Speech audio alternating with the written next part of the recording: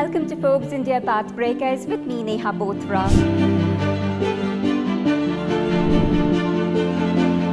My guest on the show is Srikanth Velamakanni, who is the co-founder and the group CEO of India's first artificial intelligence unicorn, Fractal. We'll talk to him about all things AI, about how artificial intelligence is going to change the way you and I live our lives. Stay tuned to this conversation. Thank you so much for joining us on Pathbreakers. Glad to be here. You have a great collection of books in your library. You have everything from calculus to the marshmallow test to life matters to miracle cures. You are a voracious reader, I can tell. So what are you reading currently? I try to read about 100 books a year, and my palette is very diverse. I try to read fiction, some of the latest and greatest pulp fiction books, and then I read a lot of non-fiction, business, so anything with technology, neuroscience, psychology. These are my favorite topics in non-fiction. Right now I'm reading a book on Frida McFadden on one of the latest bestsellers that she's written. Psychology to technology, that is so interesting. You are at the intersection of something which is defining the third major technological wave that we are seeing in the world, which is artificial intelligence. AI is at an inflection point where it's getting really powerful and changing our world in many significant ways. But AI is still in infancy, and there's a lot we have to learn about how to build these very powerful AI models. Part of that knowledge will come from how the human brain really works, how this 3-pound structure can learn so many things and do so much, conquer so much, including building powerful AIs. So if we learn more about how the human brain learns and how it stores all this information in a way that can be leveraged for AI, it's powerful. Secondly, if we use the lessons from neuroscience, we can also build AI systems that can work better with humans. So my interest in AI is as much as it's complemented by the interest in psychology and neuroscience. And I feel like this intersection of AI and neuroscience is where the future is for the world. You were an investment banker before you started Fractal about 25 years ago. This partly explains why you started with assessing and building models to test credit worthiness of consumers. At that point, I don't think banks would be really doing such detailed analytics. Yeah. Very early on, I got so fascinated with the idea that you can use mathematics to predict human behavior, because human behavior is encoded in the data, right? You're leaving clues behind, digital sort of trail. You can understand what is going on in the mind of the consumer in how she or he is making decisions. So the fact that you could look at that data and then uncover what's happening in her brain and then predict what she's going to do next was always fascinating to me. The first example, we were trying to see, will people pay their credit card debt on time or loans on time? And back in those days, this was early 2000s, there were no credit bureaus which captured all the information. So we had to rely on some primitive information like whether you're salaried or self-employed, and whether you have a car, or whether, what's your income level, what's your profession, things like that. Very basic stuff. But using even that basic information, we could determine how you will perform when we give you a loan using sound mathematical models built from AI and data science. What was the accuracy of the model? It was really accurate. Let's say ICICI was operating at 70% approval rate, and then they had, let's say, 10% default rate. So our goal would be to keep the approval rate at the same 70%, but bring down the default rate from 10% to 6% or 5%. So you're dramatically improving the loss ratios because you are much more accurate with the same approval rate. AI makes consistent, objective decisions, and mathematically you can tweak it up or down. Let's say you want to move your approval rate from 70% to 75%. You can't tell a loan officer, hey, just become 5% more lenient. It's very hard to become that. But an AI model, you can tweak it to get you the right approval rate. That's been the model of what Fractal has been doing since then. It's about powering human decisions with the aid of technology, with the aid of data science, and very powerful AI models. What are the applications of artificial intelligence? We hear commentaries about how it's going to contribute $15 trillion to the global economy, etc. But in reality, if we are to break it down to basics, what are essentially we talking about? We are collecting so much data everywhere, every day. Every click, every transaction that you have done is getting captured in digital data across the world. This data has clues about your behavior, what you like, what you don't like. So can we use this data to drive decision making? can you use the power of past data to understand what's going to happen next? Can we predict the future? That's really the idea of data science, and then power those decisions with that. AI is sort of a similar topic. It's a broader topic, which is about, can I use machines to learn and improve human performance across a broad range of topics and tasks. Data science is one of the aspects of AI, which is to power business decisions using AI models, machine learning models. I'll touch on many of these points in the course of the conversation, but to begin with, when you're collecting data, when you're focusing on data science as an important part of framing many of your models, privacy is something everyone is talking about. What is the dark side of data science that we need to be careful about? First of all, data has to be collected in compliance with all the available laws and norms at that point of time, to make sure that any data that you're collecting is with the permission of the customer and the customer is fully aware of this. Number two is the models that you're building, what purpose are you serving, and is it going to be creepy if customers come to know? So can you pass the smell test or the YouTube test of it not being too creepy? In the digital world we live in, with so much content and proliferation, so many products on Amazon, 44 million books are on Amazon every day. There are probably 500,000 products on Amazon. If all the products got equal weightage, you would not be able to choose the right product. Therefore, AI is being used to personalize it in a way that your life is easier and smoother. Personalization is one part of it, but what about the herd mentality? How do you think big tech is influencing human behavior? Every AI is going to perform as specified, as every AI is being told this is your goal. In mathematical terms, we will call it the objective function. What am I trying to maximize? What am I trying to minimize? What am I trying to optimize? It will try to maximize or optimize whatever you ask it to do. Let's say Amazon says that I want to increase my revenue. Now sell in such a way that I increase my revenue. It's going to do what it takes to increase my revenue. It's not going to think about customer in that part. Let's say Amazon thinks that my long-term goal is to make sure that Neha is a very valuable customer of mine. Therefore, I have to do what's best for Neha in order to maximize my long-term value. Then there is no conflict between you and the AI.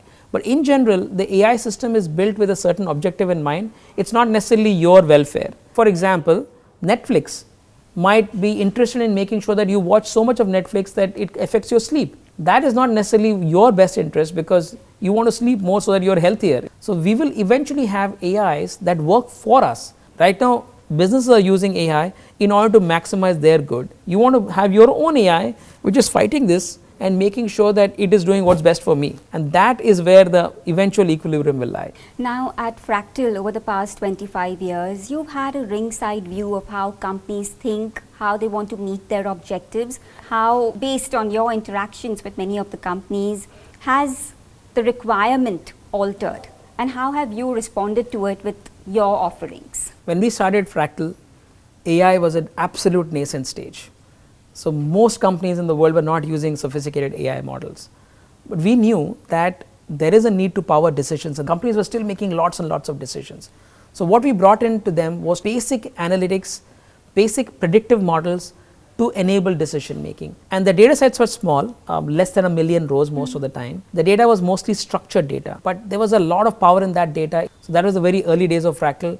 Everything involved predicting customer behavior, predicting a business scenario, and making sure that you're making the optimal decision at that time.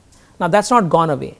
It's still a very important part of how businesses operate. Over the last 10 years, what's happened is that we have infusion of unstructured data, image, video, voice, text, and AI has become very good at understanding and processing that data, summarizing large amounts of text, finding out intruders in an office building, or taking an image and describing what's happening in an image, or generating an image, or generating a conversation. These are powerful things that have happened in AI in the last 10 years or so. Many more problems can be solved using AI. So the thinking today is every employee of my organization can be a little bit more productive if I can bring the right information to her or him. Think of an average professional in an organization.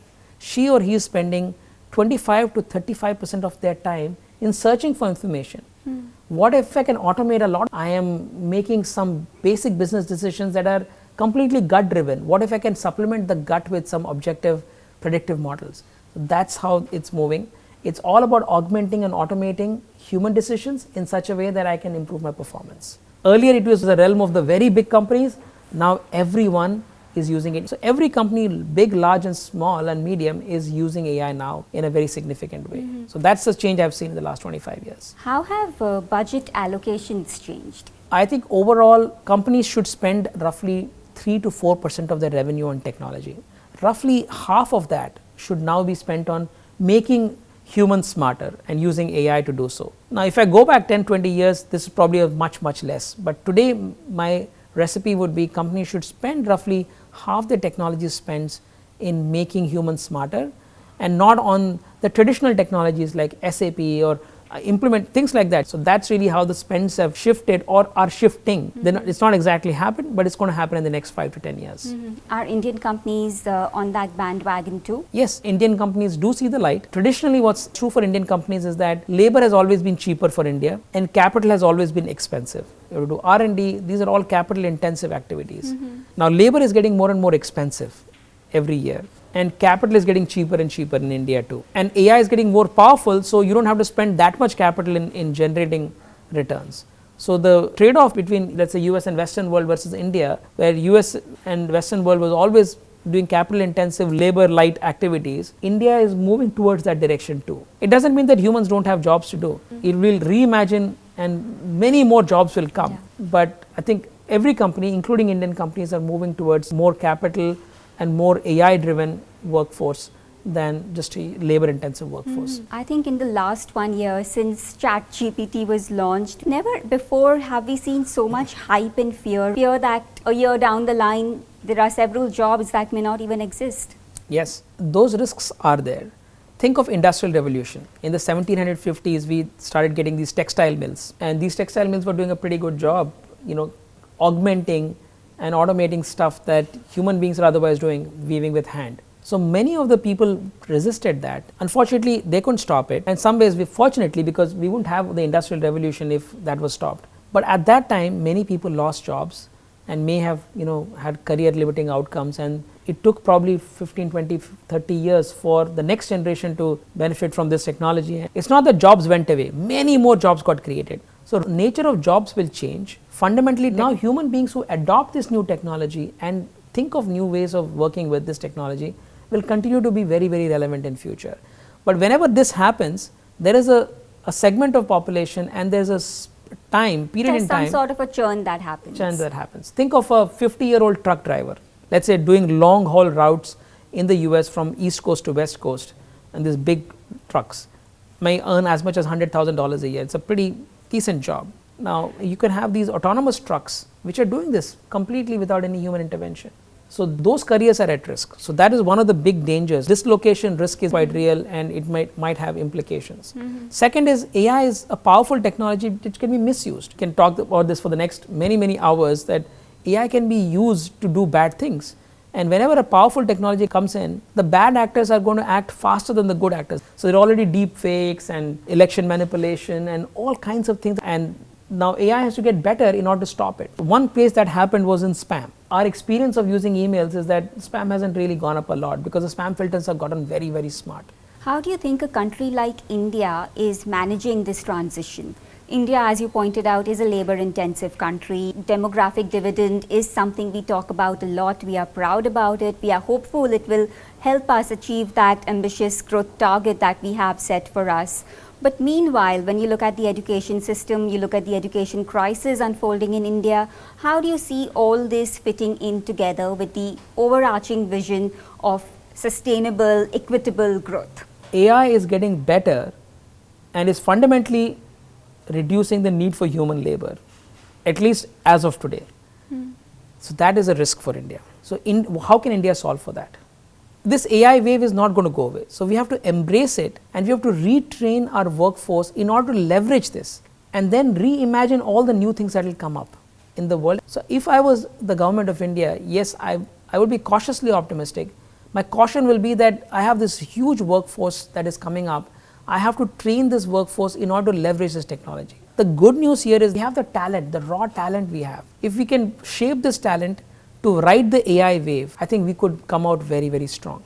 The other thing I would think about is that AGI is going to be here soon. AGI is artificial general intelligence, which means AI is getting so good that it beats human performance. Maybe we are 5 years out, 3 years out, something like that. there could be forces, geopolitical forces that stop and restrict this AI from all countries. So we have to, as India, have to have strong AI capabilities ourselves. So we have to do AI research. So in the 1950s and 60s, Government of India created BARC, created nuclear technology, because that was getting restricted. Then we created our own space technology, we created ISRO, and those have come in very handy for us in the next 50 years. Today is the time for India to create a department of AI which creates this powerful AI which is indigenous to India as well. We have so many AI professionals around the world. 1 in 3 people in the world of AI is an Indian person. If you can attract some of those people to come and work for India and build this AI, India will have a strategic advantage in this race in the next 10 years. Meanwhile, do you also worry that there is widening gap between the haves and the have-nots? There's one section of the society in India which has access to AI and even AGI going forward, and they are at the forefront of it. But then, of course, you have a large chunk of the population in India's hinterland that is clueless about AI. Do you think there's a way to bridge the gap? It's a great question. It's a complex question. One part of this is that the user interface of AI is becoming easier and easier. It's becoming multilingual. It already handles most Indian languages, can be handled using AI. Like a smartphone which became very accessible. Most Indians started using the internet after they got a smartphone, unlike the rest of the world. Because smartphone was an easy access to the internet. They didn't have laptops and desktops, but smartphone everybody could afford, and that has completely created this information revolution in India. So much so that India is using more bandwidth today than almost any other country in the world. So similarly, AI will be available on a smartphone, will be available in my language. In some ways, it reduces the digital divide. I can access technology, I can access services in a way that I could not if I was not well educated, if I didn't have access to English language, if I didn't have access to computing, etc. Everyone can access the world with AI. So that's the powerful part of it. The other part of it is that we need enough people in India to create this powerful AI. That is the opportunity for India. So that's really the way I would think about this problem. You have companies like Sarvam, for instance, that are working towards multilingual capabilities of artificial intelligence. But largely, if you look at AI companies in India, we've not had foundational models as such. One reason is because it requires a lot of capital. But do you think this puts India at the disadvantage? The foundational models are like pre-training. It's a bit like primary school. Everyone will get, so when you're hiring an employee into your company, you're not thinking of where she or he went to primary school. You want to only train them after they go to school and get their at least high school certificate or maybe graduation. So in that sense, yes, I would not worry about who's doing the pre-training. But for a strategic standpoint, if India has to win the race for AGI, we certainly absolutely need to create a department of AI and have investments in foundation models. We have to learn, we have to build those, and we cannot assume that somebody in the world will give us their powerful AI once it's been built.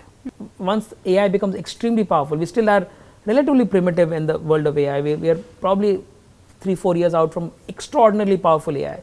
But we can't wait for some other country to grant us this technology when it becomes real. So we have to build that out ourselves. Number one. Number two is that this current foundation model technology is one way of getting to AGI. We don't necessarily have the final answer on what that is. So that's why again the research is important. But this building foundation models grounds up, if the models are available, I would use that to solve amazing problems. If I'm an Indian startup today, there's no point in fighting the foundation model battle, the pre-training battle on top of that. Because this level of foundation models is available to everyone already. And if you talked about Sarvam and companies like that who are building multilingual models, I think multilingual models including all Indian languages will become a standard feature in most of the next generation model, even as early as next year. So that is not a place where we have to compete. I think it will be standard feature of every model out there. There are a lot of companies that are using conversational AI at this point. What do you think are some areas that are lucrative options for Indian companies to make a mark? Yes. Let me try to explain it through an analogy.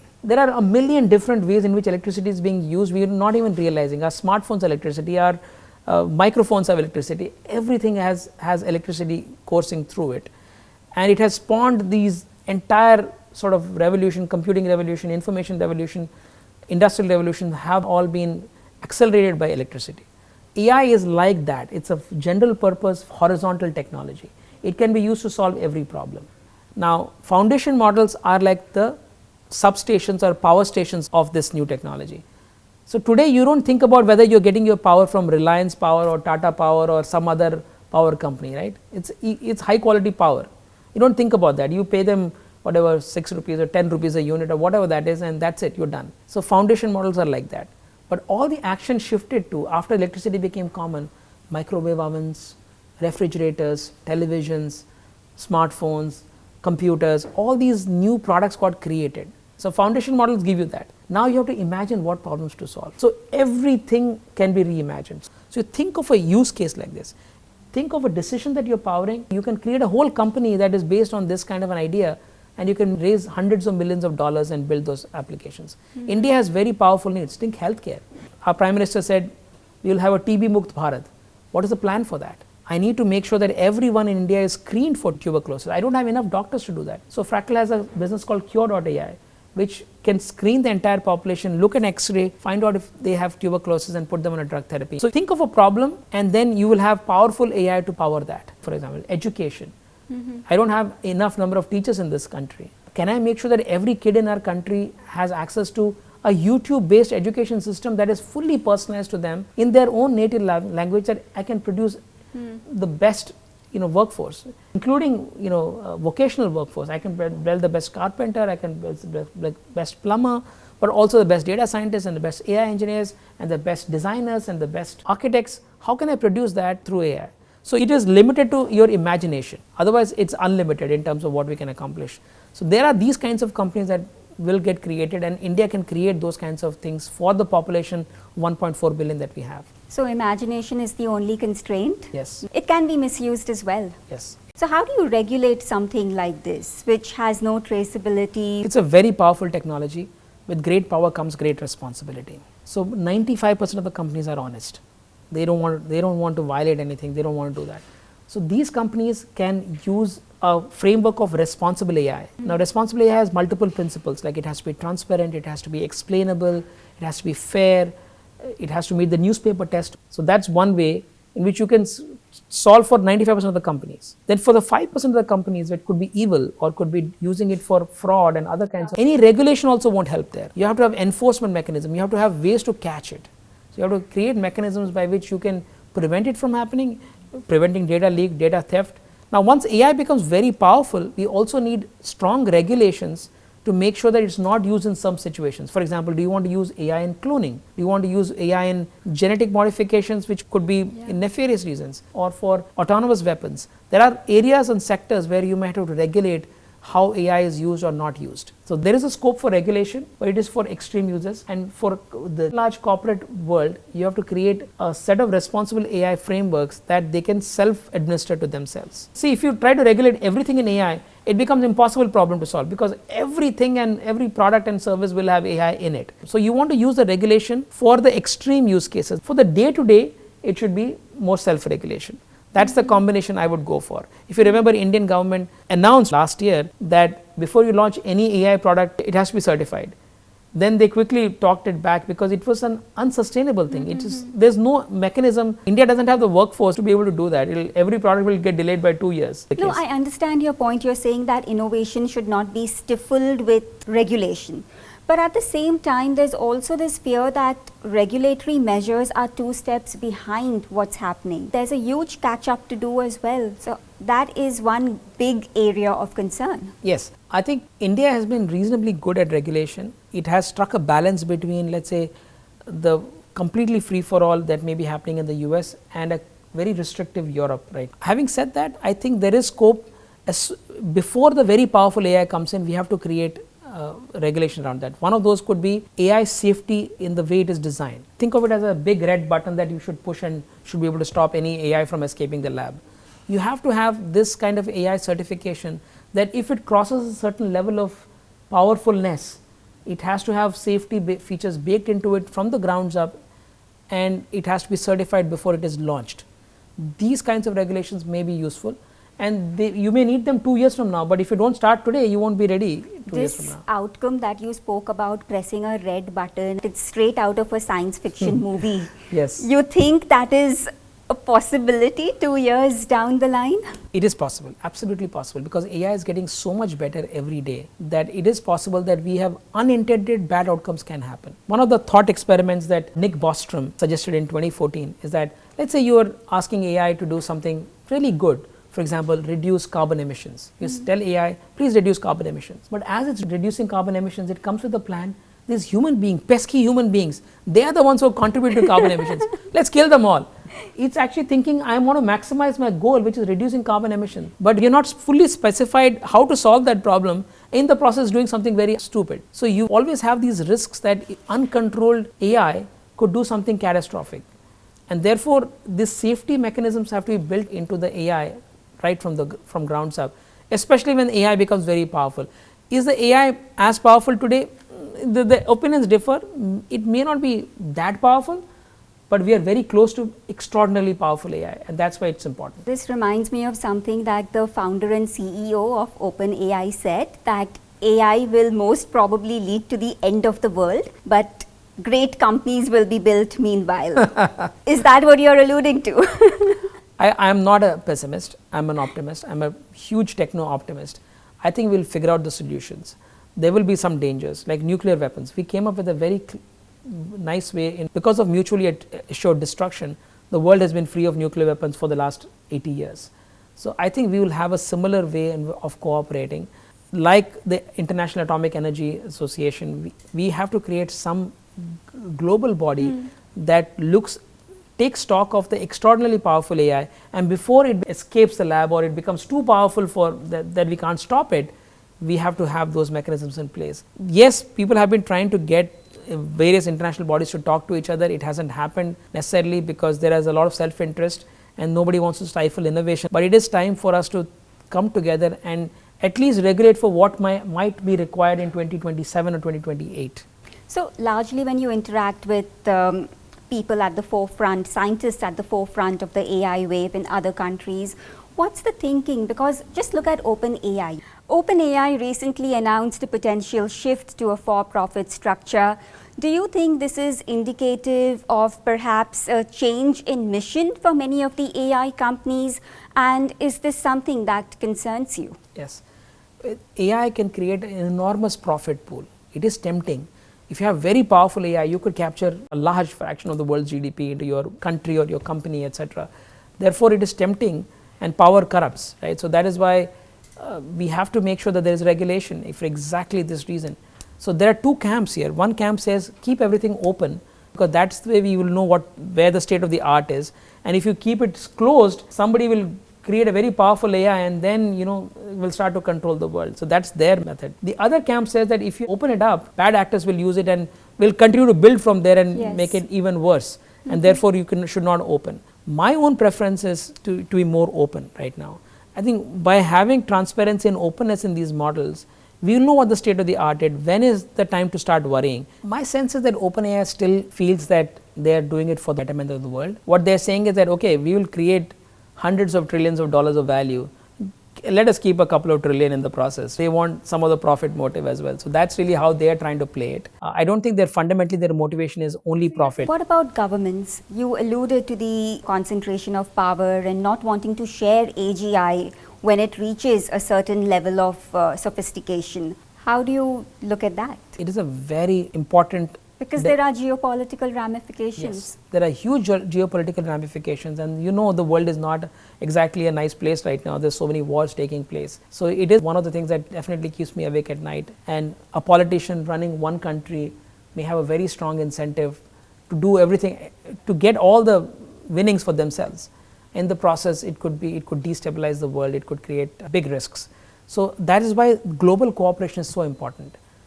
We don't want one country to have all the nuclear weapons. We don't want one country to have all the AI as well. I am optimistic that as AI becomes more powerful, let's say the next 12 to 18 months or 24 months, there will be even more understanding to come together and make sure that these gains are equitable across companies and countries. What role do you see Fractal playing in the next 5 years? Our goal is to power enterprise decisions. We think there are trillions of GDP to be added. If all companies become a little bit more efficient, made better decisions with customers, world will be a better place. And we are driving that aspect of it. We are not building consumer AI as much, like an OpenAI, etc. We are building enterprise AI to drive enterprise efficiencies. Fractal has a very thriving AI research lab. We are producing some really good AI which has the potential to really change the shape of healthcare in our country, improve ordinary people's lives in India, but a large part of our focus is on powering enterprise decisions, building a profitable company and going public and all of that stuff. So that's what we are focused on right now. So Fractal is India's first AI unicorn. Tell me a bit about the business part of it. We do see there's a lot of potential, opportunity, no doubt. How do you think it has translated financially for a company like yours, which has been in business for 25 years now? Yeah. So Fractal turned a unicorn in 2022. We are seeing AI as a fundamentally powerful way in which Fractal can also grow, because it's become so ubiquitous. Every company needs AI. So we are seeing incredible amount of demand for AI.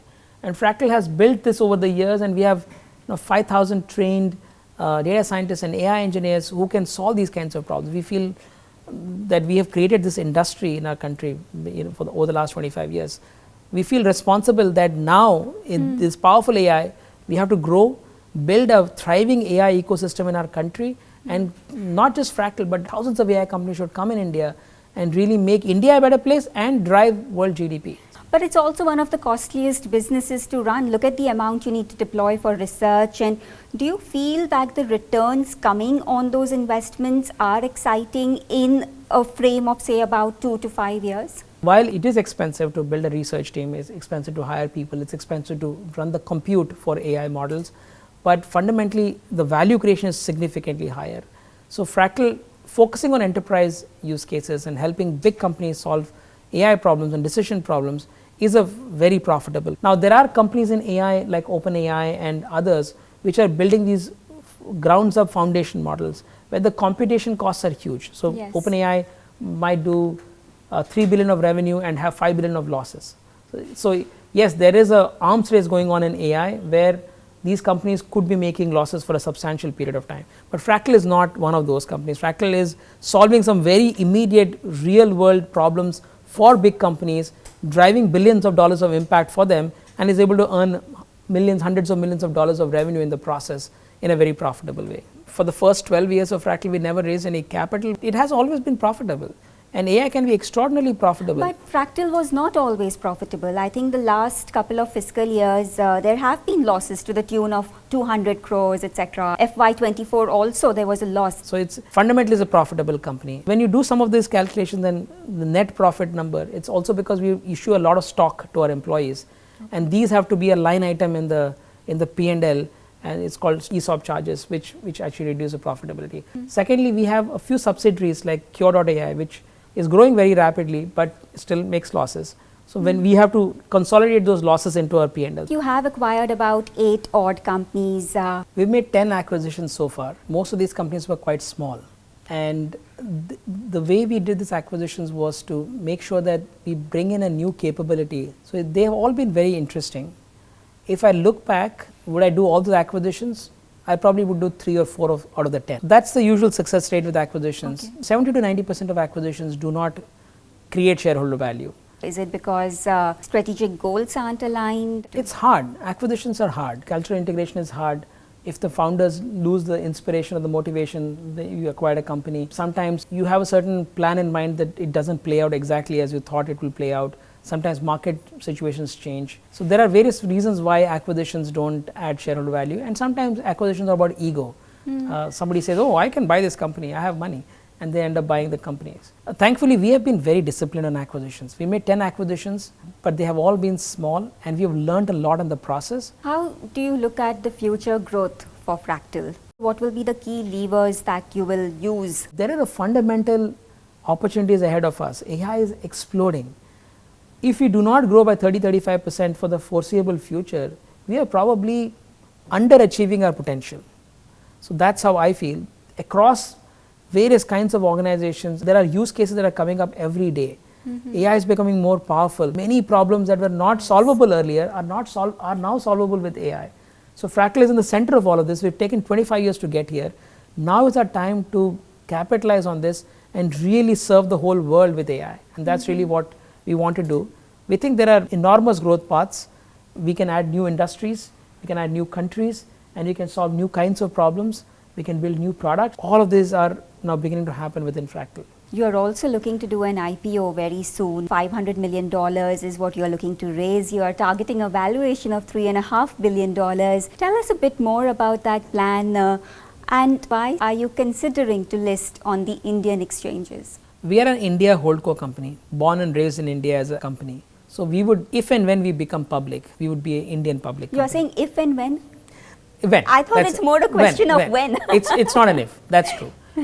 When we become public, we will be public in India first before anywhere else. I believe that if you want to build a company for the really long term and build an institution that is there for the next 100 years, you need to have the governance systems of a public company, and you need to have the permanent capital of a public company, and you need to be serving the whole world and all stakeholders, not just your customers and your employees and your shareholders, but all other stakeholders too. So I feel like if you build Fractal to be a public company, it has a much longer shelf life.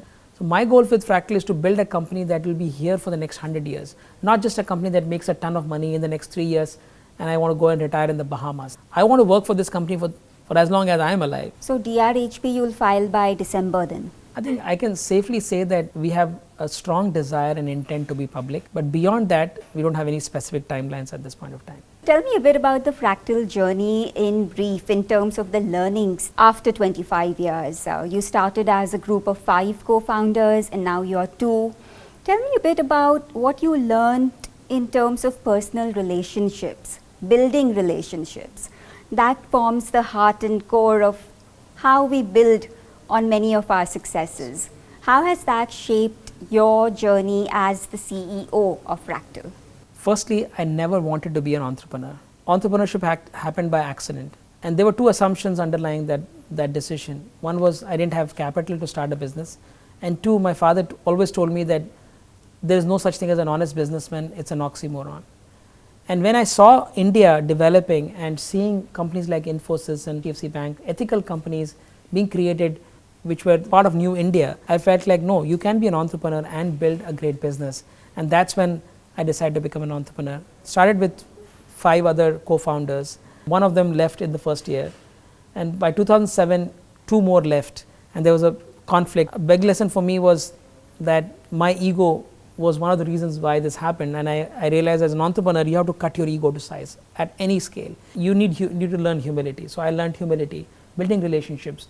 Early 2000, when many of your co-founders and perhaps some investors as well questioned your ability to lead Fractal, how did you act on that feedback? I think that would have been a blow to anyone's confidence. So how did you navigate that period? The second lesson for me throughout Fractal's journey has been about receiving feedback and acting on it, however brutal it may be. I have a very thin skin and like many other people, I sometimes don't take feedback very well.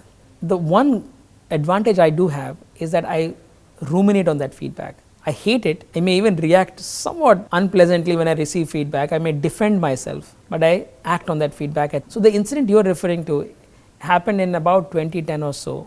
I had a friend who was my senior at college, very super smart guy, extraordinarily gifted. He was running a VC firm in India. He brought his US colleagues, spent a full day at Fractal, and then at the end of the day told me the feedback that, Srikanth, we really like your company, but we don't like you. I don't think you can scale this business, and that's why we're not going to invest in you. So it was a very brutal feedback for me. I was very upset with myself because Fractal was 10 years in the making at that time. We had not raised any capital at that time. And next 2-3 years I worked very hard on trying to see what did he take away from the body language and from what I said, and what I have to learn in order to build this institution. 3 years later, we raised the first round of capital, and we've been very successful since then. You are an expert when it comes to predicting US election outcomes. You were right this time around as well. The 5th consecutive time, in fact, you did predict that Trump would be elected president. How do you think this changes things for the world of AI and for Fractal specifically? With Trump in power, we know that Elon Musk is going to be very prominent. Elon Musk is a very prominent voice in AI. He may be someone who may have too many doomsday predictions with AI, but he's a very smart guy, one of the smartest people in the world, and he understands AI. It's likely that there will be a greater awareness of AI all around the US, and that will mean that there will be maybe stronger need to collaborate globally to create more AI safety. I hope that the Trump administration will actually create conditions for that global cooperation. And for Fractal, considering that Trump tends to bend towards protectionism, so how will that affect Fractal? We still don't know what the administration might look like, because some of these policies, what people say during elections versus how they act, there could be some difference. Overall, I do not believe protectionism is good for the world, because the world has progressed a lot because of trade. And if trade is fundamentally restricted, the world outcomes will get worse. So I don't feel that there will be significant barriers of protectionism around AI. There could be some chip restrictions. For example, the US already restricts export of chips like H100 and H200 to countries such as China. I hope there are no such restrictions that come in, and the world is very dependent on AI, and the world of AI is dependent on the hardware of AI, which is a function of NVIDIA for designing chips, TSMC for manufacturing the chips in Taiwan, and ASML for the lithography machines that are made in Netherlands. So it's already a very global industry, and each of these three companies are near monopolies at this point of time. I don't think these kinds of restrictions should come in the world of AI. In the course of the interview, you did say that the next 5 years will be very different, where AI will be playing a significant role in our lives. Tell me 3 ways in which AI is going to revolutionize the way we live our lives. We have been living in a world of information explosion, and we've had this need to process all the information all the time, and human beings are simply not able to process the amount of information coming our way. One thing that will happen across search, knowledge management, business intelligence is that there will be summarization. You can summarize everything. Number 2 is that every human being on the planet should have an access to an AI agent that is serving him or her, truly interested in their well-being. I think that should happen. Number 3, in AI there are 2 kinds of costs. One is called the training cost, the pre-training cost, which is to build AI models, and second is inferencing AI, to use AI every day. Now the cost of using of AI will dramatically come down. It's already come down by 60-70% last 1 year. It will continue to fall by 60-70%. So the marginal cost of AI will tend to 0, or the marginal cost of intelligence will come to 0, which means that we will use a lot of AI everywhere. AI will become significantly more ubiquitous than it already is.